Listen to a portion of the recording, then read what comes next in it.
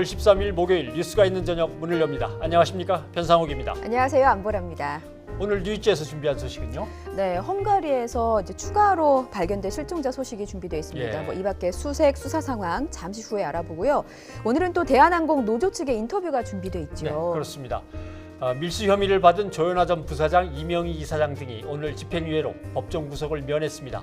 얼마 전 조현민 전무 경영복귀 소식도 있었고요. 네. 노조의 입장과 한진그룹 경영권을 둘러싼 이야기들을 돌아보려고 합니다. 예, 시청자 여러분의 의견 기다리고 있습니다. 샵 0945번의 유료 문자 이용하실 수 있고요. 유튜브 팟빵 댓글로도 참여하실 수 있습니다. 이제 첫 소식으로 가볼까요? 네, 그렇죠. 노르웨이로 가보겠습니다. 문재인 대통령이 국빈 방문 중인데 조금 전에 회담 결과가 나왔습니다. 청와대 취재기자를 연결해서 자세히 들어보겠습니다. 임성호 기자. 네, 청와대입니다. 네, 문 대통령이 어제 오슬로 포럼에 이어서 오늘도 이달 내로 4차 남북 정상회담을 다시 한번 공개적으로 제안을 했죠. 네, 그렇습니다. 2시간여 전에 노르웨이에서 솔베르그 총리와 정상회담을 한 뒤 양국 기자들과 질의응답을 가졌는데 이 자리에서 이달 내 4차 남북 정상회담 가능성을 묻는 질문에 문 대통령이 저렇게 답했습니다. 개최 여부는 자신도 알 수 없지만 불가능한 것은 아니라고 강조했는데요. 직접 들어보겠습니다. 남북 간에 아주 짧은 기간 동안 연락과 협의로 정상회담이 이루어진 경험도 있기 때문에 물리적으로 불가능하지는 않습니다. 문 대통령은 자신은 시기와 장소, 형식에 상관없이 대화에 응할 준비가 돼 있다면서 이를 선택할지는 김정은 위원장에게 달렸다고 거듭 강조했습니다. 청와대와 정부는 그동안 6월에 남북 정상회담을 개최하기는 현실적으로 어렵다는 입장을 유지해왔는데 문 대통령이 어제부터 다시 남북 정상회담을 적극적으로 제안하기 시작했습니다. 이와 관련해서 어제 판문점 북측 통일각에서 정의용 국가안보실장과 윤건영 국정기획상황실장이 김여정 노동당 제1부부장과 만나서 정상회담과 관련한 메시지를 주고받았을 가능성도 제기되고 있습니다. 문 대통령은 또 김정은 위원장이 트럼프 대통령에게 보낸 친서 내용을 미국 측이 알려줬다면서 흥미로운 내용이 담겼다고 밝히기도 했습니다. 그 친서 내용 속에는 트럼프 대통령께서 발표하시지 않은 아주 흥미로운 대목도 있습니다. 그러나 트럼프 대통령께서 발표하신 내용 이상으로 제가 먼저 말씀드릴 수는 없다는 양해를 구합니다. 앞서 문 대통령은 전날 오슬로 포럼에서 트럼프 대통령과 김정은 위원장이 조속히 만날 것을 자신이 촉구하고 있다고 밝혔는데요. 오늘 문 대통령이 언급한 김정은 위원장 친서의 흥미로운 내용이 북미 정상의 톱다운 외교 재가동을 담고 있는 것이 아니냐는 해석도 나오고 있습니다. 네, 정상회담 합의 내용도 자세히 설명해 주시죠. 네, 질의응답에 앞서서 양 정상이 정상회담을 가졌습니다. 두 정상은 우선 4차 산업혁명 시대를 대비하기 위해서 미래지향적이고 실질적인 협력을 강화하기로 했습니다. 특히 두 나라가 세계 최고 수준의 조선 강국인 점을 고려해서 미래형 친환경 자율주행 선박 개발에 협력하고 무공해 차세대 에너지원인 수소경제 실현에도 힘을 모으기로 했습니다. 또 양국 과학공동기술위원회를 설치해서 과학기술 정책 공유, 연구자 교류를 확대하는 데에도 합의했습니다. 두 정상은 또 환경보호와 포용국가 실현을 위해서 긴밀히 협력하고 특히 양국 간 사회보장협정을 체결해서 상대국 근로자에게 연금 수급권을 주는 등의 혜택을 강화하기로 했습니다. 문 대통령은 오늘 저녁 오슬로에서 노르웨이 제2의 도시인 베르겐으로 이동합니다. 지금까지 청와대에서 YTN 임성호입니다. 네, 수소경제, 조선강국, 친환경 자율주행 이런 단어들이 좀 눈에 들어오는데 이게 구체적으로 어떤 건가요? 북유럽의 자연 환경을 보존하기 위해서 노르웨이는 일찍부터 대체 에너지를 개발했습니다. 네. 그런데 노르웨이는 수력, 풍력, 전기보다 더 친환경적인 수소 에너지로 넘어가려고 일찍부터 투자를 많이 했죠. 네. 그래서 수소 생산과 운반에 있어서 노르웨이가 최고 기술력을 갖추고 있습니다. 그런데 우리는 이제 수소 경제로 진입하려고 하는 그 순간 아닙니까? 네. 그러니까 우리 입장에서는 협력 관계를 굳혀 나가려고 하는 거죠. 그럼 그 해양강국, 자율운행 선박이란 어떤 겁니까? 노르웨이 상선 군단의 규모는 세계 네. 6위쯤 됩니다. 해운 강국이죠. 예. 그 노르웨이가 갖고 있는 배의 절반이 우리나라에서 만든 겁니다. 그렇군요. 그러니까 우리한테는 호갱이 아니라 정말 중요한 고객인 고객이죠. 거죠. 예, 그렇습니다. 맞습니다. 예. 우리 조선업계로는 노르웨이가 세 번째로 큰 고객이십니다. 테슬라라는 기업 혹시 아시죠? 아, 그럼요. 뭐 예. 미국의 유명한 세계 최고의 전기 자동차 기업 아닙니까? 그렇습니다. 예. 네, 그런데 바다의 테슬라는 노르웨이 기업입니다. 세계 최초로 전기로 움직이는 자율운항 선박을 노르웨이가 개발했습니다. 그러니까 자율운항 선박이란 인공위성과 배에 장착된 첨단 장비와 원격 조정 센터를 연결하면서 네. 사람의 손을 빌리지 않고 바다를 누비는 선박이죠. 이 친환경 조선 해양에 일찌감치 앞서가고 있는 나라입니다. 그래서 노르웨이의 그런 기술에 우리나라의 배 만드는 능력을 합쳐서 시너지 효과를 내보자라고 네. 하는 게 이 두 나라의 윈윈 전략이 되는 거죠. 아, 그렇군요. 이제야 좀 이해가 잘 되는 것 같습니다. 예. 자, 그렇다면 이번엔 북한의 그 두 가지 행보에 대해서 짚어주시면 좋을 것 네. 같습니다. 우선 어제 이제 북한이 이희호 여사 빈소에 조문단 대신 조하와 조의문을 보냈잖아요. 그렇죠. 좀 예. 풀어주신다면요. 조문단이 오기에는 의전상 전직 대통령은 아니고 그 부인이라는 점에서 약간 뭔가 걸리는 게 있죠. 예. 대신 그래도 김정은 위원장의 동생인 김여정 부부장이 왔고 우리 쪽도 그냥 뭐 실무자가 가서 받아온 게 아니라 안보실장이 직접 가서 맞이를 했습니다. 그러니까 예. 서로 격을 맞추면서 좋은 관계를 유지해 나가려고 애는 쓴 거죠. 예. 그런데 우리 정부를 계속 비판하는 건 왜 그런가요? 그러니까 우리는 예. 뭐 남북 대화하자, 예. 협력하자 이렇게 제의는 계속하고 있는 상황인 거잖아요. 그렇죠.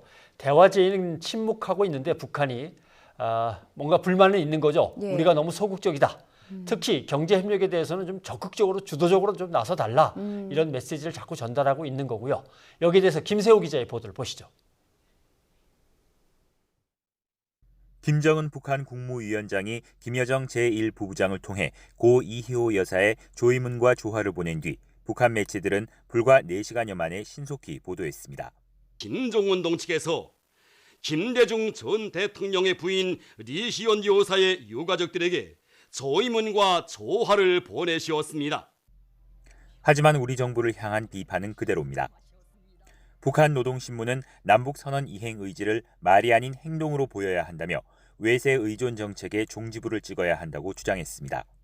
또 대남 선전 매체인 우리민족끼리도 모든 문제는 민족 공조로 실현해야 한다고 지적했습니다. 남한이 미국의 눈치를 보며 금강산 관광과 개성공단 재개와 같은 남북 경협에 소극적이라는 불만을 유지한 겁니다. 또 6.15 공동선언 19주년 남북 공동행사도 거절한 데 이어 개성 남북 공동연락사무소 소장회의도 지난 2월 이후 중단된 상태입니다. 북한이 고 이희호 여사에 대한 조의문과 조화를 보내며 남북 협력을 강조했지만 조만간 대화로 이어질지는 더 지켜봐야 할 것으로 보입니다. YTN 김세호입니다. 그런데 북한의 김정은 위원장은 예. 또 미국 트럼프 대통령에게는 친서를 보냈잖아요. 그렇죠. 예. 네. 트럼프 대통령은 아름다운 친서라는 표현도 썼는데 어떻게 네. 쓰면 아름답게 보일까요? 오늘은 또 예상치 못했던 건데라는 반응까지 언급을 했습니다. 이렇게 보면 분위기상으로는 이제 풀려 나갈 것 같은데 거기다가 또 그래도 서두를 건 또 없고 이렇게 속도 조절을 또 살짝 한단 말이죠. 참. 이게 바로 밀당이 밀당. 아닐까 싶습니다. 예. 예. 워싱턴에서 김희준 특파원이 보도합니다. 김정은 위원장이 보낸 아름다운 친서를 받았다고 공개한 이튿날 트럼프 대통령은 예상하지 못한 일이었다며 멋진 편지라고 거듭 강조했습니다. Someday you'll be reading about it, maybe in 100 years from now, maybe in 2 weeks, who knows. But it was a very nice letter. It was a very warm, very nice letter. 이어 북한과 매우 좋은 관계이고 아주 잘해갈 것이라는 낙관론을 폈습니다. 하지만 제재는 유지되고 있다며 비핵화 협상을 서두를 것이 없다는 속도 조절론을 재확인했습니다. I think we're going to do very well with North Korea over a period of time. I'm in no rush. The sanctions are on. 미군 유해가 돌아왔고 북한이 핵실험을 중지했다는 성과도 다시금 내밀었습니다. 미국 시간으로 싱가포르 북미 정상회담이 꼭 1주년 되는 날 나온 언급들입니다. 북한 비핵화에 진전이 없다는 회의론을 반박하는 한편 북한을 대화로 유인하면서도 협상에서 밀리지 않겠다는 다목적 포석으로 읽힙니다. 이런 가운데 미 국무부는 북한과의 실무 협상을 이어갈 준비가 돼 있다고 밝혔습니다. 한편 미국 정부는 북한이 연간 석유 수입 한도를 초과했다며 제재 위반 행위 수십 건을 유엔에 통보했습니다. 대화 손짓 속에 압박을 이어가는 강원 전략으로 읽힙니다. 워싱턴에서 YTN 김희준입니다.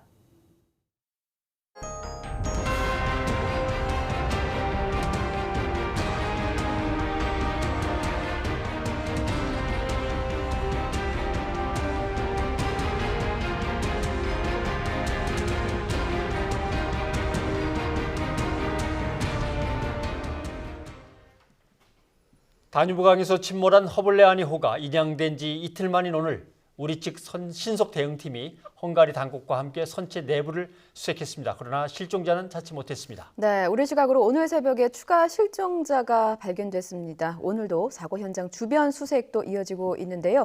현장에 나가 있는 취재기자 연결해서 자세한 내용 들어보겠습니다. 신지환 기자. 네, 헝가리 체펠섬입니다. 네, 우리 대응팀과 헝가리 당국의 선체 수색은 언제 끝났습니까? 네, 우리 대응팀은 2시간 전쯤 합동 수색을 마치고 돌아갔습니다. 안타깝게도 추가로 발견된 실종자 시신은 없었습니다. 제 뒤로 보이는 검은 천막이 씌어진 선박이 바로 허블레아니 호입니다. 오늘 우리 측 대원 2명이 헝가리 측 경찰과 함께 선체 내부에 진입했습니다. 50여 분 정도 수색이 이루어졌는데 선체 외부와 선실, 기관실, 창고 등을 순서대로 3차례 반복해서 조사했습니다. 원래 선체의 허벅지 높이까지 진흙이 쌓여 있었지만 어제 헝가리 측이 먼저 선체 내부를 수색하면서 오늘은 정돈된 상태였다고 합니다. 어제 수색견 두 마리를 투입해 확인했을 때도 실종자나 개인 소지품이 발견되지 않은 건 마찬가지였는데요. 대응팀의 수색은 이제 완전히 종료된 셈입니다. 이후 허블레아니호는 사고 현장에서 북쪽으로 10km 정도 떨어진 우이페스트 지역으로 이동해 경찰에 보관될 예정입니다. 네, 선체 내부 외부는 이제 반복해서 수색을 한 거고요. 오늘 새벽에 추가 실종자가 발견됐는데 사고 현장 주변 수색은 어떻게 진행되고 있습니까? 네, 그렇습니다. 어제 현지 시각으로 오후 6시 30분쯤 사고 현장에서 110km 정도 떨어진 곳에서 60대 한국인 남성의 실종자 시신이 발견됐습니다. 이로써 한국인 사망자는 23명으로 늘었고 실종자는 3명이 됐습니다. 우리 정부와 헝가리 당국은 오늘 오전부터 사고 현장에서 6km 정도 떨어진 헝가리 코파시가 지역에서 보트 5척을 이용해 수상 수색을 하는 등 주변 조사를 벌이고 있습니다. 네, 지금 가해 선박의 선장에 대한 수사는 어떻게 진행되고 있습니까? 네, 가해 선박의 선장은 아직까지는 구치소에 머무르고 있는 것으로 확인됩니다. 어제 보석금을 지급을 했지만 보석금 1,500만 포린트, 그러니까 우리나라 돈으로 6천만 원 정도를 지불하더라도 다른 조건들이 있기 때문에 절차를 거쳐야 하는 겁니다. 예를 들어서 선장은 위치 추적 장치를 착용하고 부다페스트를 벗어나지 않는 등의 추가 조건이 달려 있는데요. 이르면 오늘 선장이 구치소에서 풀려날 것으로 보입니다. 지금까지 헝가리 체펠섬에서 YTN 신지원입니다. 네, 계속해서 이연아 기자와 함께 자세한 상황을 계속 짚어보겠습니다. 이연아 기자. 네. 예. 전체에 대한 수색 상황부터 한번 다시 설명해 주시죠. 예, 일단 우리 대원 그리고 헝가리 수상경찰 공동 성체 정밀 수색이 있었는데 네. 사실상 종료가 됐습니다. 13일 만에 인양돼 체펠섬에 옮겨진 사고 침몰 유람선에 대해서 이제 수색이 사실상 종료가 된 건데요. 네. 선체 내부에는 이제 우리 측이 2명이 들어갔었고요. 또 수색견을 통한 또 수색도 있었지만 실종자는 발견하지 못했습니다. 네. 그리고 또 유류품 역시 발견을 못했는데 정밀 수색의 순서는 이렇습니다. 선체 외부를 먼저 수색을 했고요. 그다음 이후에 선내를 했는데 선실, 기관실, 선수 창고, 외부 갑판 이 순서로 진행을 했었습니다. 그렇군요. 네. 그렇다면 이제 허블레아니호는 어디로 가게 되는 걸까요? 네. 일단 선체 정밀 검사 후에는요. 예. 오늘 중으로 부다페스트의 우이페스트라는 곳으로 이동을 하게 돼서요. 예. 경찰 통제 하에 보관을 하게 될 예정입니다. 예. 사실 이 허블레아니호가 이번 참사 관련해서 정황을 또 확인하고 가해 선장의 혐의 적용에 굉장히 중요한 증거물이지 않습니까? 예, 예. 그래서 이런 이유로 사실 앞서서 우리 대원 수색 여부를 놓고도 헝가리 정부가 법리 검토를 벌일 정도로 예. 굉장히 중요한 증거물이기도 했습니다. 예. 네.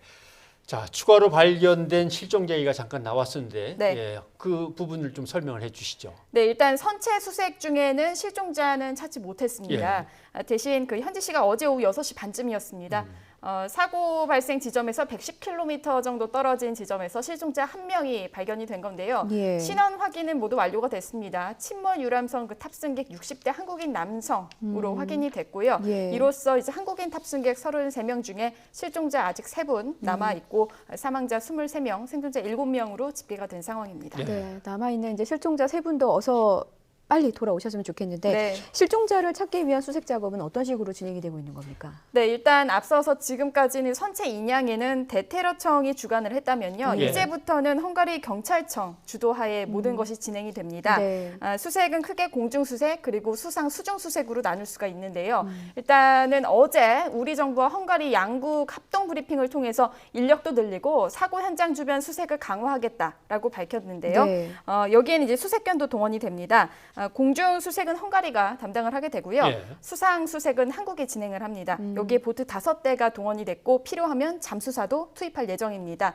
그리고 또 5km 정도 지점에서는요. 수중 소나를 이용해서 강 하부를 정밀 수색하고 있습니다. 네. 지금 말씀하신 두 나라의 합동 브리핑 어떤 내용들인지 더 소개를 해주시죠. 네, 어제 우리 시각으로 어젯밤 9시였고요. 현지 시각으로는 오후 2시였습니다. 예. 여기에는 이제 헝가리 부다페스트 내무부에서 양국의 합동 브리핑이 있었습니다. 네. 여기에는 그 헝가리 대테러청장과 그리고 우리 정부 측이 함께 했는데 이 대테러청장의 이 지금까지 있었던 인양 관련된 뭐 소감이랄까요? 그런 예. 부분에 대해서 좀 짧게 얘기가 있었는데요.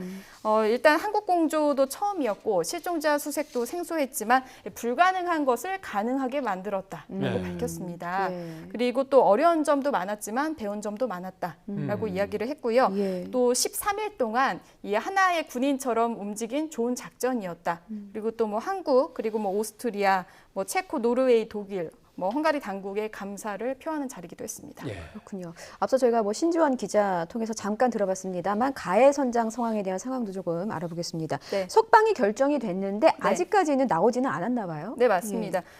일단은 헝가리 법원 측에서는요. 보석으로 석방하라는 결정이 내려졌고 예. 헝가리 검찰이 이러한 그 검찰의 한국 기각 사실에 대해서 한국 법무협력관에게 전달을 했습니다. 이렇게 네. 해서 알려진 부분인데요. 네. 이 가해 선장의 신원 좀 짧게 다시 말씀을 좀 드리면 바이킹 시기노 선장이고 국적은 우크라이나 국적입니다. 예. 60대 유리시 선장인데 현재 이 선장은요 본인에게 적용된 혐의를 모두 부인하고 있습니다. 예.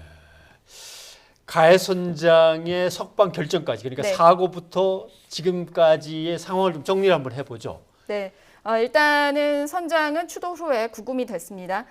법원 심사를 거쳐서 지난 1일 정식으로 구속이 됐습니다. 예. 네. 그리고 헝가리 검찰이 기소를 했는데 당시에 헝가리 법원 측에서 조건 3가지를 걸면서 이제 조건부 보석 허가를 내렸는데 그 조건에 대해서 좀 말씀을 드리면 우리 돈 6천만 원 그리고 뭐 전자발찌 착용, 부다페스트 거주 조건을 걸었었습니다. 근데 이에 대해서 이제 검찰은 이의 제기를 했고 항고를 했지만 기각이 된 것입니다. 그래서 이제 선장은 보석금은 지불을 한 상태인데 뭐 몇 가지 남은 절차들이 있어서 현재까지는 풀려나지 않은 상태지만 오늘 안으로 나올 가능성이 높아 보이는 상황입니다. 네. 그렇군요. 저희야 뭐 사실 가해 선장 생각하면 여러 가지 혐의에 대해서 뭐 가능성이 나왔지만 실제로 가해 선장에게 적용된 혐의는 어떤 부분인지 정리가 필요할 것 같습니다. 네, 이 유리 씨 선장에게는요, 이 과실치사 혐의가 적용돼서 기소가 된 상황이었습니다. 예. 그런데 이제 한 가지 좀 쟁점 중에 하나가 이제 바이킹 시기노 사고 때 후진하는 CCTV 영상이 공개되지 않았습니까? 네. 예. 그러니까 사실상 이제 뭐 뺑소니 아니면 안전조치 미흡 혐의는 추가가 되지 않은 상황입니다. 뺑소니를 좀 다르게 이제 보면은 구조 의무 불이행, 그러니까 구조를 했어야 하는데 하지 않았다 이 부분인데. 이 앞서서 이 선장이 사고 직후에 휴대전화의 모든 기록을 다 삭제했습니다. 이런 부분도 이제 헝가리 수사당국이 포렌식을 통해서 밝혀졌는데 이제 국내 전문가들은 이 부분 역시 증거인멸 혐의 적용 가능성이 굉장히 밀접하다. 그러니까 구조 의무 불이행 부분과 굉장히 밀접하다라는 이야기를 좀 많이 하고 있습니다. 네. 그렇습니다. 예, 협의를 다 부인하는 이 상황에서 앞으로 네. 수사 중요한 건 어떤 것들입니까? 일단 아무래도 혐의를 입증할 수 있는 증거를 수사 당국에서는 최대한 많이 확보하는 게 굉장히 중요한 상황이겠죠. 네. 그런데 이 증거 확보는 무엇보다 그 초기 수사 과정에서 하는 것이 가장 중요하다라고 전문가들이 이야기를 하고 있습니다. 일단 이미 혐의가 적용이 된 그 과실치사 부분은 문제가 없을 것으로 보이지만 네. 구조 의무 불이행, 그 뺑소니 부분에 대해서도 사실 증거 확보가 굉장히 중요하다라고 전문가들 모두 역시 한 목소리를 내고 있는데요. 네. 관련해서 전문가의 의견 직접 들어보겠습니다. 시간이 지날수록 유리한 쪽으로 시나리오를 만들어 가지고 서로 말을 맞춰서 이 사실관계를 자꾸 왜곡을 시키려고 그러는 경향이 어느 사건이나 있거든요. 당장은 1차적으로는 형사 문제이고요. 형사 문제. 그러니까 구조의무 불이행이라는 굉장히 중한 죄를 범했느냐 여부에 대한 그 판단에 관한 형사 문제가 1차적인 문제고, 그리고 2차적으로 이게 민사상 손해배상 책임 제한을 여전히 그 선주가 할 수 있느냐 아니면은 그런 권한이 상실되느냐에 또 직결되는 아주 중요한 문제이기도 합니다. 그래서 이거는 민사, 형사 양쪽에 엄청난 영향을 줄 수 있는 부분인데, 그러니까 지금 이 말씀을 쉽게 좀 정리를 하면은 예. 수사 과정에서 확보할 수 있는 모든 이 증거들이 형사뿐만 아니라 향후에 있을 민사 부분에 있어서도 굉장히 중요하게 영향을 미칠 수 있다라는 예. 의견입니다. 그렇군요. 뭐 보석이 됐다고 해서 죄가 없는 것은 아닙니다. 지금 수사가 그렇죠. 진행 중이니까요. 네. 예, 앞으로 그럼 선장에 대한 수사는 어떤 방향으로 진행이 되는 겁니까? 네, 법원은 보석을 허용하는 대신에 일주일에 이 2차례 경찰에 출석을 해서 조사를 예. 받아야 할 의무를 부과했습니다. 하지만요, 이 석방 상태에서 조사와 재판을 받게 되기 때문에 예. 이 수사 일정 지연이 불가피할 것 같다라는 가능성이 좀 제기되는 상황입니다. 예. 우리 정부는 어떻게 움직이고 있습니까? 네, 일단 정부는 헝가리의 그 사법 주권을 존중하면서도 이 사고 가족들의 입장을 적극 전달하겠다라는 방침을 밝혔습니다. 예. 일단 뭐 정부 관계자는요, 헝가리 검찰청에 희생자 가족과 한국 국민 모두 받아들이기 어려운 결정이다라는 입장을 전달했는데 네. 이것은 이제 법원이 아닌 검찰청의 의견을 전달한 부분입니다. 그리고 또 법무부 쪽에서는요, 현재 이 검사 출신 법무관 3명을 교대로 파견한 상황입니다. 네, 이현아 기자 수고하셨습니다.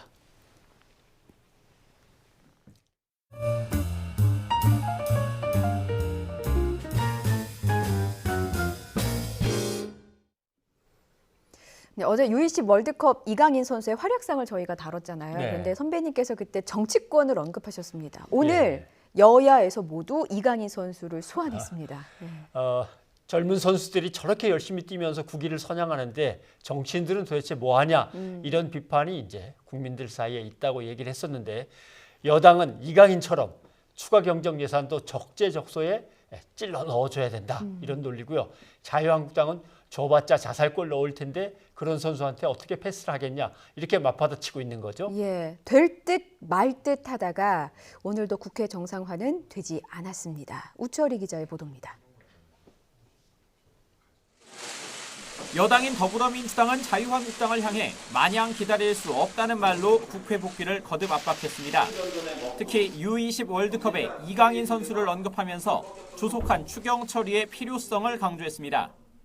이강인 선수의 자로잰 듯한 패스처럼 또 신내린 퍼팅과 같은 패스처럼 적재적소에 정확한 규모로 타이밍을 맞춰 추경 예산을 투입하는 역할을 자유한국당은 이강인의 이강인으로 맞받았습니다.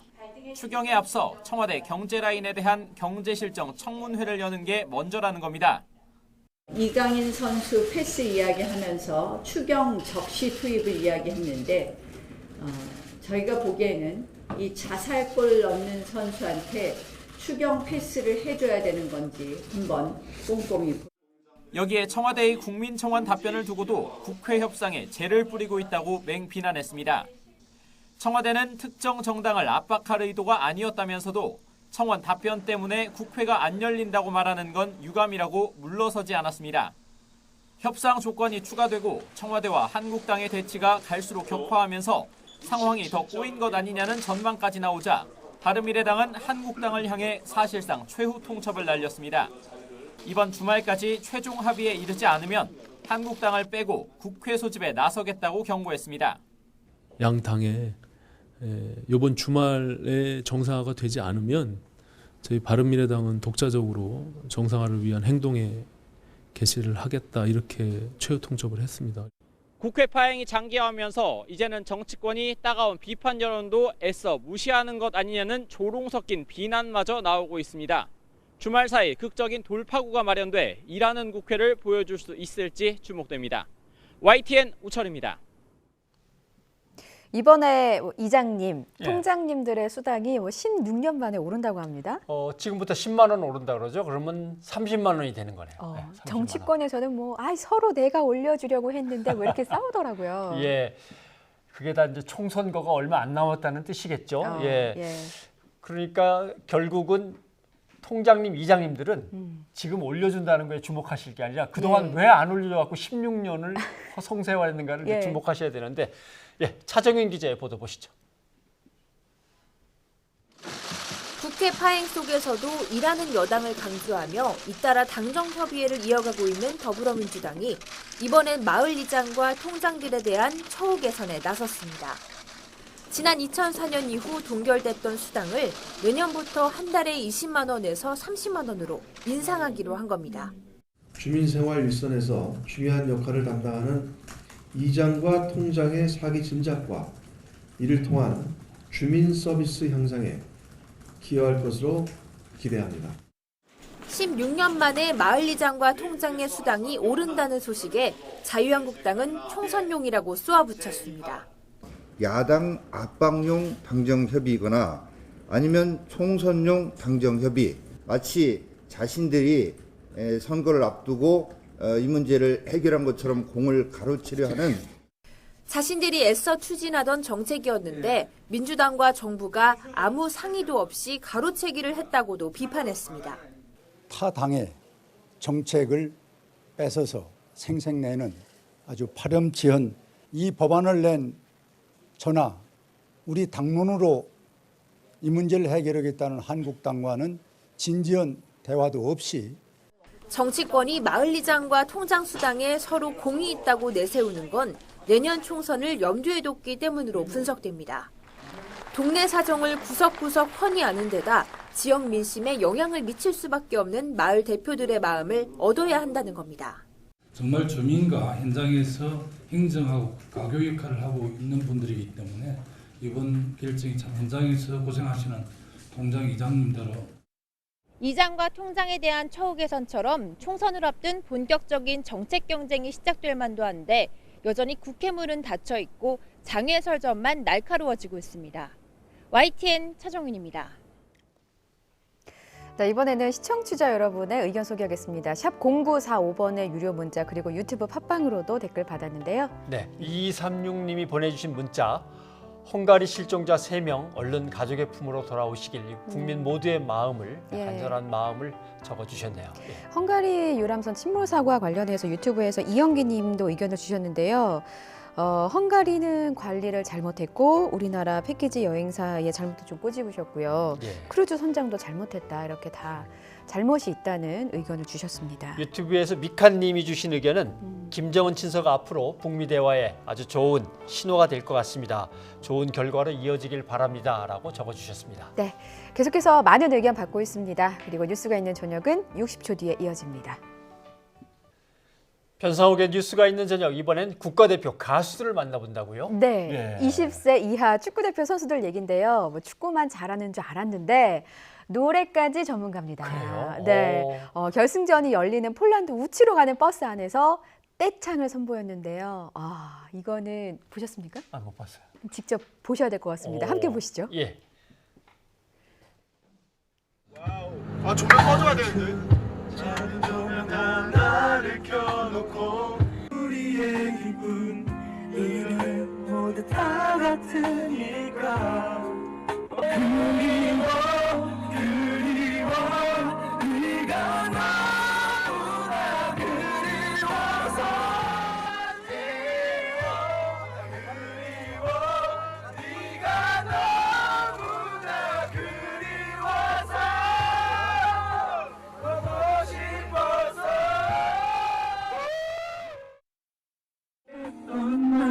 아름답던 너를 온다 나도 모르게 눈물이 나네 그리워 네가 너무나 그리워서 사랑했었지 아름답게 우리 내려줬어 네가 너무나 그리워서 보고 싶어서 대한민국입니다. 대한민국. This is Korea. 예. 인사이드 여러분 인사이드 캠도 많이 사랑해 주십시오. 진짜 감사합니다. 변상욱의 뉴스가 있는 저녁 함께하고 계십니다. 샵 0945번의 유료 문자 유튜브 팟빵으로 여러분의 의견 기다리고 있습니다. 네, 이번에는 한진가 모녀 소식입니다. 밀수 혐의를 받았던 조현아 전 부사장과 이명희 이사장 집행유예를 받았습니다. 네, 경영 복귀의 신호탄 아니냐는 분석도 있고요. 우선 이경국 기자의 보도를 보시고 나서 대한항공 노조 관계자를 만나보겠습니다. 고 조양호 한진그룹 회장의 부인 이명희 씨가 법원으로 들어옵니다. 큰딸 조현아 전 대한항공 부사장과 함께 관세법 위반 혐의로 기소돼 1심 선고 재판에 나온 겁니다. 조 전 부사장은 법정에 몰래 들어갔고 이 씨는 취재진 질문에 입을 굳게 닫았습니다. 첫 선고인데 심정 어떠신가요? 법원은 조 전 부사장에게 징역 8개월에 집행유예 2년과 벌금 480만 원, 이 씨에게는 징역 6개월에 집행유예 1년, 벌금 700만 원을 선고했습니다. 두 사람 모두 유죄는 인정됐지만 실형은 면했습니다. 앞서 모녀는 대한항공 여객기로 명품 옷 등 물품 1억여 원어치를 밀수한 혐의로 기소됐습니다. 중국에서 대추, 칼 호텔에 사용할 구근, 장미 구근, 발리 도자기 난로. 재판부는 대기업 회장의 가족이라는 지위로 직원들을 범행 도구로 전락시켰다며 질타했습니다. 다만 밀수품 대부분이 생활용품이고 반성한 점을 고려했다고 양형 이유를 설명했습니다. 팔아가지고 이익을 얻으려고 한 걸 더 강하게 처벌하거든요. 유통하기 위한 것보다는 비난 가능성이 적다고 보는 거죠. 조양호 전 회장의 별세 이후 한진가에서는 경영권을 두고 갈등설이 불거졌습니다. 이런 가운데 땅콩 회항 이후 물러났던 조 전 부사장의 경영 복귀가 임박했다는 관측이 나오고 있지만 이를 둘러싼 의견은 분분합니다. 복귀할 가능성이 굉장히 높다고 봅니다. 견제나 자신들의 몫을 미리 챙기기 위한 그런 행보를 보이지 않을까. 그래서 재산을 그리고 임의로 사용하는 거에 대해 가지고 개선의 의지가 없는 실망스러운 모습을 보이고 있다. 재판을 마치고 나온 조 전 부사장은 아무 말도 하지 않았습니다. 바로 경영 복귀하시는 건가요? 검찰은 1심 결과에 불복해 항소하는 방안을 검토하고 있습니다. 여기에 모녀는 필리핀 가사도우미를 불법 고용한 혐의로 또 다른 재판도 받고 있어서 경영 복귀를 둘러싼 비판적 시각은 계속될 것으로 보입니다. YTN 이경국입니다. 네, 오늘 판결로 조 부사장의 경영 복귀에 대한 관심이 높아지고 있습니다. 앞서는 한진칼의 조현민 전무도 복귀하면서 논란이 지금 끊이지 않고 있는 중입니다. 송민섭 대한항공 직원연대 지부의 부지부장을 모시고 자세한 얘기를 들어보겠습니다. 어서 오십시오. 안녕하십니까.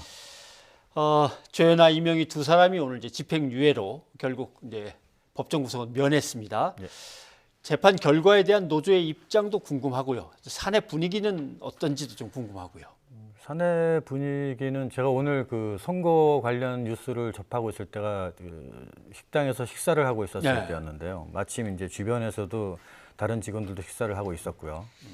마침 그 기사를 보고 있는 듯 했었습니다. 예. 그리고 이제 바로 앞쪽에 있는 다른 직원에게 하는 말이 유전무죄라는 말을 딱 하더라고요. 예.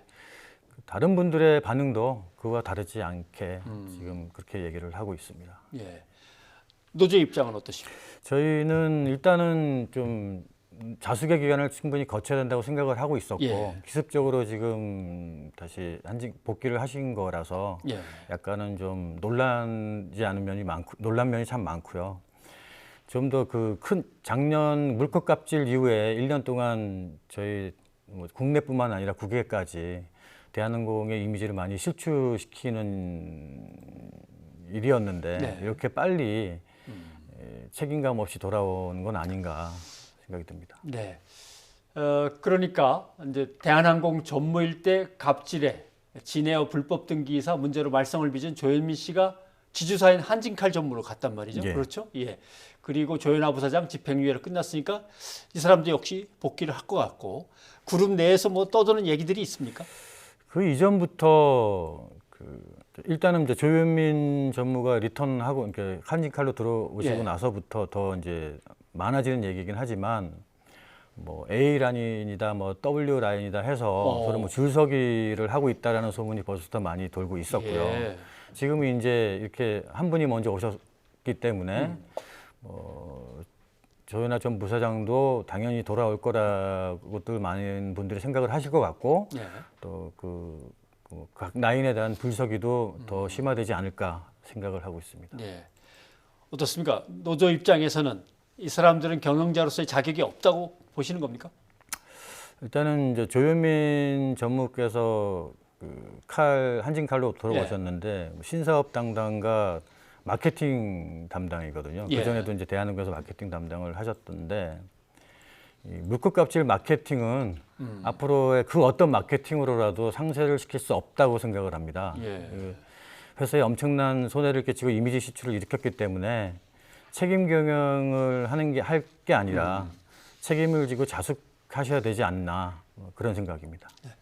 근데 이제 누가 봐도 지금 말씀하신 대로 그 정도의 파장을 일으켰다면 정말 자숙 기간을 꽤 가져야 될 것 같은데 네. 지금 한진그룹의 조원태 회장이 이렇게 빨리 자기 자녀들을 복귀시키고 하는 것은 결국 이어주려고 상속을 시키려고 하는 물밑 작업 아니냐 이런 얘기도 나오고 있습니다. 그런데 또 한편에서는 가족들끼리 그렇게 빨리빨리 해서 누가 어떻게 승계를 받을 건지에 대한 얘기가 정리가 돼야지 그냥 가만히 멍하니 있다가는 다른 쪽에서 이제 경영권을 차지하려고 공격이 들어올 거다 이런 얘기도 있고요. 저도 언론을 통해서는 그렇게 들었었고요. 예. 그 KCGI 측의 뭐 경영권 공격에 대해서 네. 방어를 하기 위해서 이렇게 자리를 먼저 이렇게 빨리빨리 내정하는 게 아니냐라는 소문도 저도 이제 언론을 통해서 들었고요. 그러니까 예. KCGI라고 하는 것은 이제 우리가 흔히 토종 행동주의 사모펀드라고 하는 네. 예, 그 강성부 펀드라고 하나요? 예, 예. 강성부 펀드. 예. 예, 예. 그러니까 그 말씀하신 대로 그런 추측이 맞지 않나 저희도 그런 생각을 하고 있습니다. 예. 그거 참. 그런데 강성부 펀드는 도대체 이 사람들을 이렇게 복귀시키는 이유가 뭐냐라고 따져 묻더라고요. 예, 공개 예, 질의서를 예. 아마 낸다고 예, 하는 걸로 예. 저는 전해 들었습니다만은 이 조전무의 복귀 등에 대해서 반대하는 다른 주주들의 움직임이 계속 이어지고 있는 겁니까? 저희는 지금 대한항공에 있는 그 직원연대 지부라는 노동조합이거든요. 그 전에 저희가 그 주주총회를 통해서 조영호 회장님의 연임을 이제 국민연금과 함께 예. 저지시키긴 했지만 한진칼에 대한 그 주주 내용에 대해서는 잘 예. 모릅니다. 아직까지. 예. 그리고 지금 현재 상황에서 주주들이 움직이는 것에 대한 것도 저희는 아직 잘 모르겠고요. 근데 이제 그 조현민 전무가 돌아온 게 이틀밖에 안 됐기 때문에 네네. 지금 그 KCGI 측이랑 뭐 조원태 회장 측이랑 서로 이제 언론을 통해서 뭐 경영에 대해서 얘기를 많이 하고 계신데 예. 그런 어느 정도의 논리가 진영이 되고 서로의 주장이 좀 파악이 된 다음에 주주님들이 움직이지 않을까 그 생각을 하고 있습니다. 알겠습니다. 예. 근데 그 가족들이 한 걸 보면 사회로부터 지탄도 물론 크게 받았지만 파장이 상당히 컸는데 저렇게 집행유예를 끝나고 회사에서 자기 자리로 복귀하고 뭐 이런 식으로 하니까 마치 이제 면죄부를 다 받고 끝난 듯한 느낌이 자꾸 든단 말이죠. 그래서 네. 앞으로 총수 일가의 부도덕성에 대해서는 어떻게 문제 제기를 계속 해 나가실 계획입니까? 지금 그 전에 저희가 작년에 촛불 집회를 하고 사회에 대한 촛불 집회를 하고 이제 그 공익 제보를 했을 때는 어떤 단체가 어떤 노동조합이라는 단체가 아니라 그 직원들의 그 자발적인 모임이었었거든요. 예. 그 지속적으로 많은 이제 제보가 나오고 그래서 그걸 언론에 알리고 고소고발을 하고 이제 진행을 했었는데 지금은 저희는 그 작년 7월 5일 이후로 노동조합이라는 단체가 되었습니다. 예. 노동조합은 그 우리 직원들의 권익과 그다음에 근로조건과 뭐 고용 안정을 위해서 힘써야 되는 단체이라서 예. 대한항공 직원들의 권익과 근로조건 향상과 그 고용 안정을 위해서 계속 저희는 지속적으로 노력을 할 것이고요. 예. 혹 이후에 또 이런 뭐 물론 이제 아직도 계속 나오고 있긴 하지만 그런 뭐 부도덕한 뭐 총수 일가의 부도덕한 문제가 또 나오고 그게 또 사회적 이슈가 되고 회사에 피해를 끼치는 일이라면 저희는 또다시 촛불을 두고 광화문으로 나갈 생각입니다. 네. 그때도 광화문에 나가셨을 때 맨 처음에 다 가면을 쓰실 수밖에 없었던 그런 상황이었는데 예. 혹시 노조를 결성하고 움직이시는 데 있어서 회사 측의 압력이나 뭐 이런 것들은 없습니까? 엄청나게 많습니다. 뭐 엄청나게 많습니다 하는 표정에서 진짜 그러니까, 하시고 싶은 얘기가 많은 걸로 느껴져요. 예, 한 말은 참 많은데요. 예. 그러니까 뭐 상사들을 이용해서 뭐 노조 탈퇴를 종용하는 문제부터 시작을 해서 그 끊임없는 유언비어로 이제 불안감에 떨게 하는 워낙 인력이 적은데 뭐 구조조정을 할 수도 있다. 네. 뭐 그다음에 뭐 인력을 줄일 수도 있다. 뭐 이런 이제 고용 안정을 흔드는 그런 이제 유언비어도 이용을 많이 했었고 지금 저희가 증거도 이제 가지고 있지만 뭐 사용자 측, 지금 뭐 관리자 측은 이제 노동조합에 대해서는 아무 소리도 못하게 관여를 못하게 돼 있는데 네. 이제 위압에 의한 노동조합 탈퇴를 종용한다거나 하는 류의 일들이 지금 벌어지고 있어요. 근데 이제 그런 분들이 또 제보를 하기에는 개인들이 또 많이 이제 어려움이 있으니 그러니까 저희도 이제 명확한 증거가 없기 때문에 그냥 크게 이제 제소를 못하는 그런 어려움은 있습니다. 네, 알겠습니다. 그렇죠. 그런 건 다 부당 노동 행위인데 그렇죠. 또 막상 이제 고발을 하거나 민원을 넣으려면 증거는 갖고 있어야 되니까 그런 점에서 그런 부분도 있고 이제 그런 이제 관리자 측에서 이제 그런 회사의 지시에 의해서 했을 때 그분도 사실 직원이기 때문에 저희가 또 그분들까지 또 힘들고 어렵게 하기에는 좀 그렇습니다. 또 같은 동료시니까 이렇게 생각을 하시는 것 같습니다. 네, 송민섭 부집장님 오늘 또 말씀 고맙습니다. 감사합니다. 네, 이번에는 고유정 사건 알아보겠습니다. 뭐 석연치 않은 점들이 많아서 좀 하나씩 따져볼 필요가 있겠어요. 우선 고유정이 다친 오른손에 대해서 증거 보존을 신청한 부분부터 좀 살펴봐야겠죠. 네, 이 붕대감은 오른손 기억하실 겁니다. 이 전 남편 살해 과정에서 다친 것으로 보이는데 이게 정당방위라고 주장하기 위한 것으로 해석되고 있습니다. 그러니까 증거 보존을 경찰이 아니라 고유정 측이 신청하려고 하는 거군요. 예, 그렇습니다. 이제 그게 재판 과정에서 아마 유리할 것이라고 판단하는 것 같고요. 그리고 또 하나 이제 석연치 않은 점이 의붓아들의 사망 사건이 있었잖아요. 그렇죠. 석 달 전에 의문사했는데 당시 장례식에도 참석하지 않았다고 전해지고 있고요. 경찰이 이 사건에 대해서 의문점을 지금 파헤치고 있습니다. 보도에 유정민 기자입니다. 고유정이 조사를 위해 유치장을 나섭니다. 처음으로 얼굴이 공개됐던 지난 7일 오른손에 붕대를 감은 모습이 눈에 띕니다. 고유정은 구속되기 전 법원에 이 오른손을 증거로 보존해달라는 신청서를 냈습니다. 남편의 성폭행에 저항하다 살해했다는 정당방위의 증거로 사용할 것으로 보입니다. 경찰 발표에도 여전히 의문투성이인 고유정의 전남편 살해 사건. 고유정은 구속 상태에서 검찰의 조사를 받습니다. 유가족에게 하고 싶은 말 없으십니까? 석 달 전 청주에서 있었던 고유정 의붓아들 사망 사건 수사도 본격화됐습니다. 제주 친가에 있던 고유정의 의붓아들은 청주에 온 이틀 뒤 잠자다 숨진 채 발견됐습니다. 고의 또는 과실, 단순 변사 등 모든 가능성을 열어두고 수사한다는 방침입니다. 고유정의 자택을 압수수색해 확보한 휴대전화와 컴퓨터 등의 분석 작업이 이루어지고 있습니다. 고유정은 제주에서 치러진 의붓아들 장례식에 참석조차 하지 않은 것으로 확인됐습니다. 이 때문에 재혼한 남편과 다툰 것으로 알려졌습니다.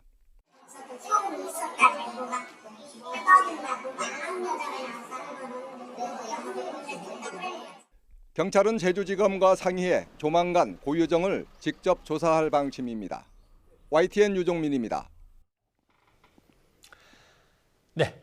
4살짜리 아이가 느꼈을 공포를 가늠하기 어렵다는 재판부의 판결을 전해야겠습니다. 네, 아마 기억하실 겁니다. 엄마가 4살짜리 딸을 한겨울에 집안 화장실에 가둬서 숨지게 한 사건, 뭐 전 국민의 공분을 샀었죠. 네, 재판부는 34살 이모 씨에 대해서 징역 12년을 선고했습니다. 검찰 구형보다도 무거운 형이 내려졌습니다. 예, 즉시 응급조치가 이뤄졌다면 안타까운 생명을 살릴 수도 있었다는 겁니다. 그런데 비정한 엄마는 유산을 해서 술을 마셔서 자기가 심신미약 상태였다 이렇게 주장을 했다고 하는데요. 받아들여지지는 않았습니다. 부장원 기자입니다. 모두가 희망찬 한 해를 꿈꾸던 새해 첫날. 이제 막 4살이 된 A양이 작은 화장실 안에서 홀로 쓰러져 갔습니다. 영하 10도에 가까웠던 엄동설안. 바지에 소변을 봤다는 이유로 알몸으로 갇혔던 아이의 머리에는 피멍이 가득했습니다. 툭툭 치기만 하신 건가요, 후라이팬으로? 딸이 때렸다고 주장하셨는데 그 부분에 대해서 한 말씀 해주시죠. 가해자는 아이 엄마 34살 이모 씨. 숨진 아이는 재혼에 얻은 막내딸이었습니다. 지난해 말 또 이혼한 뒤 3남매를 홀로 키워온 이 씨는 의식을 잃고 쓰러진 아이를 보고서도 응급실 비용을 걱정해 119 신고도 하지 않았습니다. 또래보다 현저히 왜소했던 아이의 몸 곳곳엔 흉터가 발견됐습니다. 처음엔 때린 사실조차 부인하던 이 씨는 사인은 뇌출혈이란 부검 결과가 나오자 9살 큰딸이 때린 것이라며 책임을 떠넘기기도 했습니다. 이 씨에게 적용된 아동학대 치사 혐의의 대법원 양형 기준은 징역 6년에서 10년. 검찰은 이 씨에게 징역 10년을 구형했습니다. 하지만 법원은 더 무겁게 처벌해야 한다며 징역 12년을 선고했습니다. 재판부는 아이가 겪었을 고통이 가늠조차 어렵고 응급조치조차 안 해 살릴 수 있었던 생명을 잃게 해 엄벌이 불가피하다고 봤습니다. 감기약과 술을 마셔 심신미약 상태였단 이 씨의 주장도 받아들이지 않았습니다. 아동학대 범죄에 대해서도 조금 관심도 덜 받고 양형이 낮았던 게 사실인 것 같고요. 근데 이제 처벌 수위가 이제 좀 올라가는 것 같아요. 이번 사건은 몇 년 전부터 학대가 감지됐었다는 점에서 안타까움을 더했습니다. 엄마는 구치소에 수감됐고 남겨진 두 아이는 외할머니 손에 맡겨졌습니다. YTN 부장원입니다. 네, 그러니까 검찰은 이 씨에게 징역 10년을 구형했는데 이제 법원은 더 무겁게 처벌해야 한다면서 징역 12년을 선고했다는 거잖아요. 그러니까 변 선배님께서는 대법원 양형자문위원을 하셨으니까 이 판결의 의미를 좀 설명을 해주시면 양형의 의미를 설명을 드리면 우리 형법은 존속살해, 그러니까 자식이 아버지 어머니의 목숨을 빼앗으면 가중처벌입니다. 당연히 더 무겁게 처벌을 해야죠. 그런데 부모가 자식을 살해한 비속살해는 일반 살인죄와 그냥 똑같습니다. 별도의 가중처벌 조항이 없는 거죠. 아니 이해가 좀 안 되는 게 어린 자녀는 힘이 약하잖아요. 그럼 부모의 폭력을 물리적으로 막아낼 수도 없고 4살짜리가 도망칠 것도 없고요. 그렇다면 법이 더 보호해야 되는 거 아닌가라는 게 상식인 것 같은데요. 아마 가부장 문화의 유산이 아닐까 하는 생각도 드는데 그래서 어린 자녀와 부모는 사실 수직적 권력 관계죠. 그러니까 자녀가 저항하기 어렵습니다. 또 부모한테는 어린 자녀에 대한 양육권이 있습니다. 또 정부가 개입하거나 감시하기도 어렵습니다. 그래서 자식을 사망에 이르게 한 부모를 가중처벌하도록 법을 고치자, 이런 여론이 점점 강해지고 있는 중입니다. 아직 법을 고치진 못했지만 이번에 재판부는 이런 국민 법감정의 변화를 반영해서 검찰이 구형한 것보다 더 무겁게 선고를 했다고 봐야 할 것 같습니다. 그렇군요. 자, 다음 소식도 참혹하고도 비극적인 사건입니다. 23명의 사상자를 낸 안인득 사건인데요. 8번이나 신고했지만 심지어 경찰 내부에서조차도 범죄 가능성이 있다, 이런 경고가 나왔는데도 참극을 맞지 못했습니다. 보도에 오태인 기자입니다. 여고생이 도망치듯 집으로 들어갑니다. 뒤따라오던 남성은 초인종을 여러 번 누르며 위협합니다. 잠시 뒤 남성은 현관 앞에 오물까지 뿌립니다. 23명의 사상자를 낸 방아살인 사건의 피해자 안인득입니다. 안인득의 이런 행동에 여고생 가족들은 경찰에 신변 보호를 요청했습니다. 하지만 경찰은 요건에 해당하지 않는다며 받아들이지 않았습니다. 이뿐만 아닙니다. 안인득의 비정상적인 행동을 알린 신고가 8번이나 있었지만 경찰은 적극적으로 나서지 않았습니다. 그 결과는 참혹한 비극으로 이어졌습니다. 신변을 보호해줘야 되는 거 아니냐고 이런 질문도 많이 했대요. 그런데 형사 사건이 일어난 게 아니라서 안 된 걸로 알고 있거든요, 저도. 그러니까 그때 뭐 제대로 대응만 해줬으면 이런 사달이 안 일어났을 텐데. 경찰이 안인득의 범죄를 막을 수 있었던 기회는 더 있었습니다. 안인득이 이웃 주민들과 여러 번 마찰을 일으키자 지구대 경찰관은 범죄 가능성을 인지하고 조치 필요성을 내부망에 보고했습니다. 하지만 담당자는 이를 공유하지 않고 단순 창고로 처리했습니다. 심지어 아닌 득의 친형이 강제 입원을 문의했을 때에도 경찰은 아무 조치도 하지 않았습니다. 신고자의 불안과 절박함을 충분히 수행하지 못했다. 판단하기 위한 노력도 좀 부족했다. 이런 부분이 상당히 아쉽고, 아닌 등 행위 관련 기관에 문의하러 다닐 때도 누군가 한 사람 정신건강복지센터를 좀 안내를 해줬다면. 아닌 득 사건으로 조사받은 경찰 31명 가운데 11명은 곧 정밀 감찰을 거쳐 징계 여부가 결정될 것으로 보입니다. YTN 오태인입니다. 아, 이건 또 뭔 일입니까? 서울의 한 어린이집 앞에서 40대 네. 남성이 흉기를 휘둘러서 원아의 할머니 그리고 선생님 2명이 다쳤습니다. 네, 하루하루 끔찍한 사건을 계속 전해드리게 되는데 예. 이렇게 되면 TV 뉴스 시청하기가 참 두려우실 것 같습니다. 근데 흉기 난동은 어떻게 해서 벌어진 겁니까? 어린이집 앞이라고 해서 무슨 원한이 있길래 이렇게 생각하실 수도 있는데요. 같은 건물에 근무하는 형을 노리고 왔다가 홧김에 묻지마 난동을 벌인 거라고 합니다. 하마터면 아이들까지도 예. 다칠 뻔했습니다. 예, 김우준 기자의 보도 보시죠. 흰색 티를 입은 남성이 양손에 작은 물체를 들고 인파 속을 지나갑니다. 뒤이어 경찰차가 쏜살같이 쫓아갑니다. 화면 속 남성은 47살 한모 씨. 어린이집 앞에서 흉기를 휘두른 뒤 달아나는 겁니다. 이상한 남자가 망치를 깨고 칼부림하고 있다고 들어왔어요. 당시 어린이집에는 교사와 원아 등 모두 50여 명이 있었습니다. 범행 직후 도주한 한 씨는 1km 떨어진 이곳 상황심의역 인근에서 경찰이 쏜 테이저건을 맞고 검거됐습니다. 갑자기 벌어진 흉기 난동에 교사 등 3명이 크게 다쳐 병원으로 옮겨졌습니다. 특히 65살 위모 씨는 어린이집에 다니는 손주에게 약을 주러 왔다가 봉변을 당했습니다.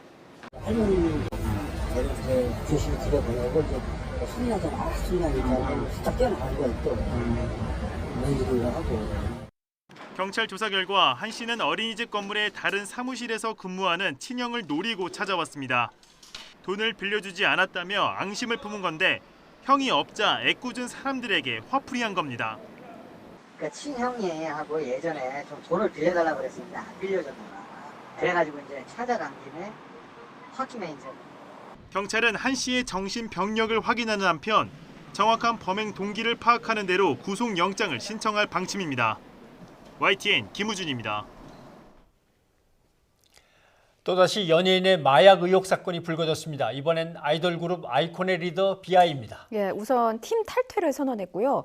권익위가 조사에 착수했는데 왜 권익위가 나선 겁니까? 예, 그것은 3년 전에 수사 선상에 올랐었는데 예. 부실 수사 의혹이 제기됐기 때문입니다. 그러니까 소속사 YG가 개입을 해서 그렇죠. 경찰 수사가 무마됐다는 취지로 공익 신고가 접수가 된 네. 거군요. 예, 이영원 기자가 보도합니다. 3년 전에 마약을 했다는 주장이 제기되면서 최근 팀을 탈퇴한 아이콘의 리더 비아이. 본인은 마약을 하지 않았다고 부인했지만 부실 수사 의혹까지 도마 위에 올랐습니다. 지난 2016년 마약 혐의로 체포된 연예인 지망생 한모 씨가 비아이 혐의에 대해 진술했지만 수사가 이루어지지 않았다는 겁니다. 한 씨는 자신에 대한 구속영장이 기각된 뒤 경찰에 비아이 얘기를 털어놨습니다. 또 두 사람이 마약 거래를 위해 주고받은 카카오톡 대화방도 보여줬습니다. 이런데도 경찰은 비아이를 수사하지 않았습니다. 이에 대해 경찰은 환각제인 LSD를 구해달라는 비아이의 언급만 있었을 뿐 실제로 구매했는지를 보여줄 증거가 없었다고 항변했습니다. 또 한 씨가 추가 조사에서 진술을 번복한 점도 수사 착수를 하지 않은 이유로 들었습니다. 이런 경찰의 해명과 달리 한 씨는 수사 당시 소속사인 YG의 개입과 경찰 유착 의혹을 제기하며 지난 4일 변호사를 통해 비실명 공익신고서를 국민권익위원회에 제출했습니다. 마약 의혹으로 비아이가 수사 선상에 올랐지만 YG가 나서면서 사건이 무마됐다는 겁니다. 신고 대상에는 비아이와 YG 관계자, 담당 경찰관이 포함된 것으로 전해졌습니다. 권익위는 제출 자료를 검토한 뒤 공익 침해 혐의가 짙다고 판단되면 사법당국에 수사를 의뢰할 방침입니다. 한 씨는 과거 YG 소속 유명 아이돌 그룹 멤버와 마약을 함께해 징역형을 선고받은 인물입니다. YTN 이영훈입니다. 네, 문무일 검찰총장의 뒤를 이어 검찰 조직을 이끌어 나갈 문재인 정부 두 번째 검찰총장 후보군이 모두 4명으로 압축됐습니다. 설명이 좀 필요할 것 같습니다. 어떤 인물이죠? 압축된 후보자 4명을 소개해드리면 네. 봉욱 대검찰청 차장검사, 김호수 법무부 차관, 네. 이금노 수원 고검장, 그리고 윤석열 서울중앙지검장 이렇게 4명입니다. 검찰총장 후보 추천위원회는 능력과 인품, 도덕성, 검찰 안팎의 신망, 또 검찰 개혁에 대한 의지 등을 기준으로 검찰총장으로서 적격성 여부를 심사했다고 밝혔습니다. 자, 그렇다면 앞으로 남은 절차는 어떻게 되는 건가요? 네, 박상기 법무부 장관이 이제 위원회가 추천한 후보자들 가운데 한 명을 문재인 대통령에게 임명 제청을 올리죠. 그러면 대통령 지명과 국회 인사청문회를 거쳐서 임명 절차를 밟게 되는 겁니다.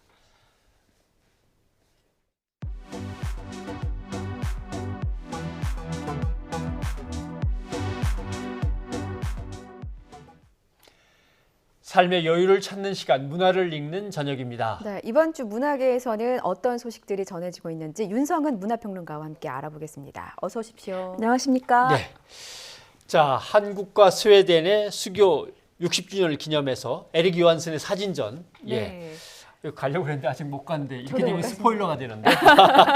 아, 그런가요? 네, 세계 최대 규모라면서요, 이번 전시회가. 네, 그렇습니다. 에릭 요한슨은 스웨덴 출신의 지금은 프라하를 중심으로 활동하고 있는 사진 작가인데요. 네. 원래는 컴퓨터 엔지니어가 되기 위해서 공부를 했었는데 지금은 사진을 찍고 또 리터칭 전문가, 아티스트로 활동을 하고 있습니다. 네. 대한민국 스웨덴 수교 60주년 기념 특별 전시인 만큼 에릭 요한슨의 대표작들을 모두 만나보실 수가 있고요. 또 아시아 최초 단독 전시, 또 전 세계 최초 최대 규모 전시라고 말씀드리고 싶습니다. 네. 작품의 모든 요소들을 직접 촬영을 해서 현실에서는 불가능한 세계를 구현하는데요. 한 장의 사진 속에 정말 들어가 보고 싶은 그런 빨려 들어갈 만한 그런 놀라운 이미지들을 선보이는 그런 작가입니다. 포토샵을 이용한 이미지 조작에 관한 한은 세계 최고 수준이라고 이야기를 하고 있는데 저도 다녀왔는데요. 네, 에릭 요한슨 작품을 보면은 정말 동심의 세계로 가는 것 같은 그런 느낌도 들고요. 창조적인 작업을 하시는 분들이라면 꼭 한번 가보시라고 좀 추천하고 싶을 만큼 많은 영감이 담긴 그런 이미지들이 있는 전시였습니다. 네, 지금 이미지 몇 장 보는 것만 해도 진짜 판타스틱하네요. 네. 아니, 마치 동화 속의 세계라고 말씀하셨는데 저도 전시회 가게 되면 잠시나마 동심을 느낄 수 있는 건지 궁금한데. 네, 그럼요. 구체적으로 어떤 작품들을 좀 만나볼 수 있는 건가요? 네, 에릭 요한슨의 그 사진 작품, 또 스케치, 미디어 및 현장 설치 작업 등을 두루 보실 수가 있는데 약 80여 점, 4개의 상상력에 관련된 섹션으로 나누어서 관람객들에게 선보이고 있습니다. 그리고 에릭 요한슨의 그 미공개 신작도 공개가 되어 있는데요. 네, 이 작품들 중에 정말 저도 또 이렇게 마음에 드는 작품들이 있더라고요. 또 주목해 볼 만한 공간들이 있습니다. 작품을 현실로 재현해 놓은 그런 그 설치 작품들, 또 추가로 구성된 포토존이 있는데 요즘에 그 인증샷을 많이 찍으시니까 인증샷을 위한 좀 배려라고도 할 수 있을 것 같고요. 관람객들이 마치 작품 속에 들어가 있는 것 같은 착각이 들게 만드는 그런 공간이 준비되어 있습니다. 네. 자, 이번엔 영화기 소식으로 가보죠. 네. 영화기 소식은 일단 기생충으로 시작을 할 수밖에 없습니다. 500, 600, 700 우리 관람객 수들이 막 늘어나고 있는 거 봤는데 국내는 어떻고 또 해외는 어떤지 좀 전해주시죠. 네, 지금 한국에서는 750만 명의 관객을 돌파했습니다. 지금 관람객들이 또 기생충 해석 이렇게 이제 연관 검색어로 이렇게 많이 찾아보고 계시는데요. 아무래도 이제 봉태일이라는 그 별명을 가진 감독의 작품이니만큼 디테일한 부분들까지 다 알고 싶어하는 그런 관람객들의 욕구를 반영한 현상이라고 볼 수가 있겠습니다. 지금 프랑스에서 개봉을 했는데요. 현지에서는 개봉 후 5일 동안 약 26만 명, 화요일까지 37만 명이 집계되어 있습니다. 이게 지금 역대 프랑스 개봉 한국 영화 중 가장 높은 수치라고 하는데요. 그 전에 또 가지고 있던 기록이 설국열차, 같은 감독의 설국열차가 23만 5천 명이 그 개봉 후 5일 동안 그 최대 수치였는데 그걸 뛰어넘는 그런 기록을 보여주고 있어서 지금 칸 영화제 황금종려상 수상이며 또 현지의 호평이며 또 관람객들의 호응까지 다 삼박자가 갖춰져서 설국열차 이상의 그런 그 기록을 기대하고 있습니다. 요즘 카페 같은 곳에서 갑자기 서로들 지금 정답게 얘기하다가 예. 입을 막 틀어막으려고 그러고 막 이러면서 싸우면 그거는 아니 나 안 봤어 얘기하지 그거 마. 아직 안 봤으니까 얘기하지 마. 이 스포일러 지금 그거 주의보입니다. 예, 네, 맞습니다. 저는 등급에 대한 질문을 좀 하고 싶은데 이 기생충이 우리나라에서는 15세 관람가잖아요. 근데 네. 프랑스에서는 전체 관람가라고 하더라고요. 네. 그래서 저도 뭐 영화를 봤습니다만 그 일부 네. 뭐 다소 선정적이거나 폭력적인 장면 때문에 우리나라에서는 뭐 15세 관람가조차도 이제 의문을 제기하는 분들이 있던데 등급이 어떻게 매겨지는 건가요? 일단 지금 이제 언급하신 프랑스 국립영화센터 등급분류위원회는요. 예. 2017년도를 기준으로 했을 때 693편의 영화 중에서 623편을 전체 네. 관람가로 분류했을 정도로 관대하기 때문에 네. 좀 한국이랑은 좀 차이가 있습니다. 그래서 그걸 기준으로 하기는 좀 어려운데요. 예.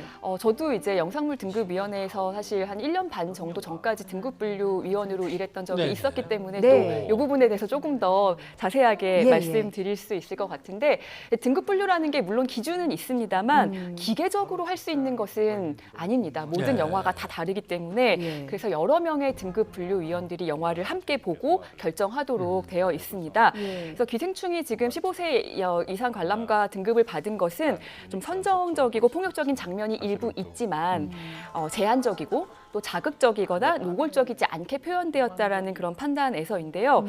실제로 이제 제가 봤을 때 또 그 문제의 장면들을 보면은 뭐 노출이라든가 뭐 성행위가 노골적으로 묘사되지는 않았고 또 폭력적인 장면도 청소년 관람 불가 등급과 비교했을 때 폭력을 보여주는 방식이라든가 또 신체 훼손 등의 묘사가 자극적이라고 보기는 어려워서 만약에 제가 등급 분류위원으로 있었다고 하더라도 아마 15세를 주지 않았을까 그렇게 생각이 되는데 다만 네, 이 영화가 예. 다른 영화들에 비해서 좀 몰입도가 굉장히 높습니다. 사실은 예. 이게 거의 빠져들어가서 보기 때문에 그렇기 때문에 그 장면들이 객관적인 어떤 표현 수위나 이미지들보다는 더 좀 충격적이고 전혀 예상치 않았던 분들에게는 좀 당황스럽게 다가올 수 있어서 좀 아이들과 보러 간 특히 이제 이게 15세 관람가이기 때문에 예. 그 이하의 뭐 초등학생들과 보러 갔다거나 예. 그런 부모님들이 계시다면 좀 당황스러울 수 있죠. 그래서 이런 거는 좀 영화 관람 전에 좀 팁으로 알려드리고 싶습니다. 아니 저 실제로 봤을 때 제 옆에 그 관람객이 가족 다녔거든요. 아, 그러니까 네. 어린 친구와 부모님이 왔는데 좋게 뭔가 막 들썩들썩 저도 네. 좀 당황스러웠었습니다. 네, 예. 그랬을 것 같습니다. 네. 예, 아무튼 정말 말씀하신 대로 확 스크린에 꽂혀서 보고 나와야 되는데 네. 그런 장면들이 그러니까 더 강하게 다가오겠죠. 그렇습니다. 네.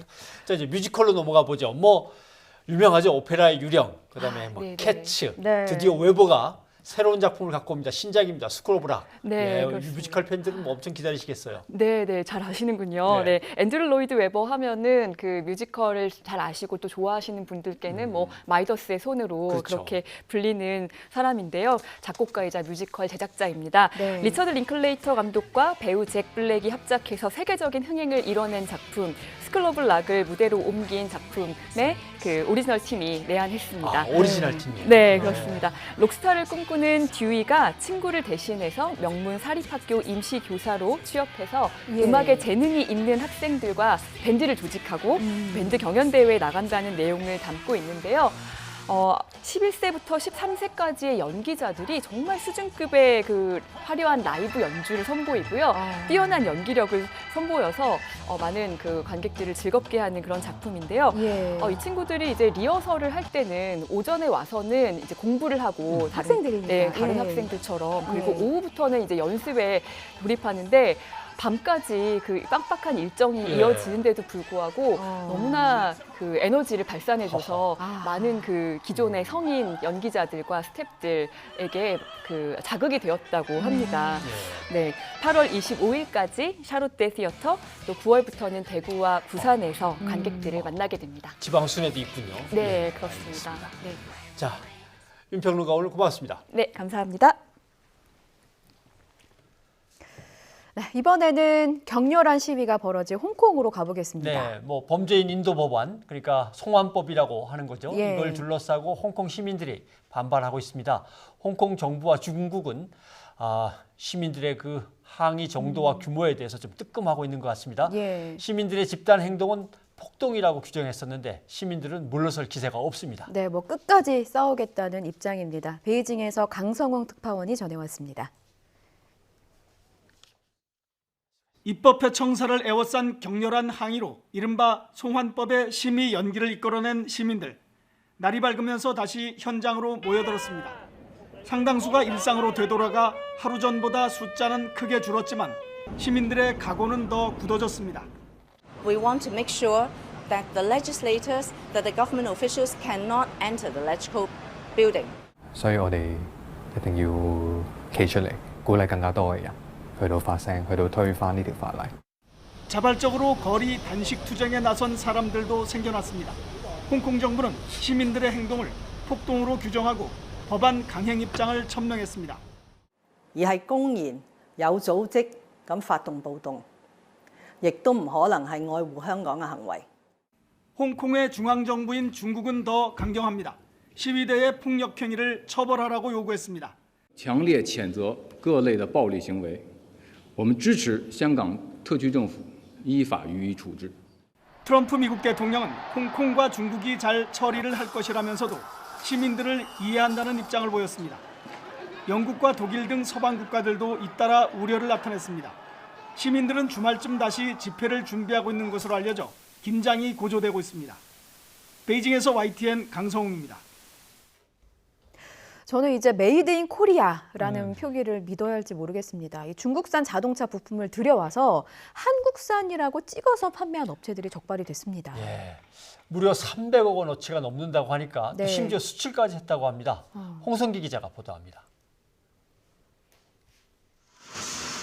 자동차 부품 공장에서 메이드 인 코리아라는 원산지를 새기는 작업이 한창입니다. 그런데 이 부품들은 여기서 만든 게 아니라 중국에서 원산지 표시 없이 들여온 것들입니다. 완제품 그대로 여기서 메이드 인 코리아 찍어 나가는 거 맞습니까? 예, 맞습니다. 세관에 적발된 업체들이 이렇게 중국산을 들여와 국산으로 위조한 자동차 부품은 무려 626만 점, 325억 원어치나 됩니다. 대부분 서울 장안동 등 국내 자동차 부품 시장에 유통됐고 3분의 1가량은 해외 수출까지 했습니다. 이는 해외 바이어들이 중국산보다 비싼 값을 받을 수 있는 한국산을 훨씬 선호하기 때문이며 이 업체들은 중국산 위조 부품을 국산 정품보다 약 30%에서 50% 정도 낮은 가격으로 판매하는 것으로 확인됐습니다. 문제는 원산지를 속인 것이 전부가 아닙니다. 운전자 안전과 직결되는 일부 부품들의 경우 품질 테스트를 해본 결과 납품 기준에 미달하는 것으로 나타났습니다. 안전 기준에 미달하는 부품을 사용할 경우에는 자동차 성능 저하는 물론이고 사고 위험도 높아져서 운전자에게는 심각한 위험 요인이 될 수 있습니다. 관세청은 이처럼 외국산 자동차 부품을 국산으로 속여 파는 행위가 자동차 산업 교란은 물론 국민 안전과도 직결된다고 보고 조사를 확대하기로 했습니다. YTN 홍성기입니다. 네, 변상욱의 뉴스가 있는 저녁 샵 0945번의 유료 문자 그리고 유튜브 팟빵으로 시청자 여러분들의 의견 받았는데요. 네. 많이 들어왔습니다. 혹시 네. 어떤 의견부터 소개할까요? 유람선 침몰 사고와 관련된 문자부터 소개를 할까요? 네. 5703님. 누구보다도 애타실 가족분들에게 기적이라는 것이 있지 않을까요?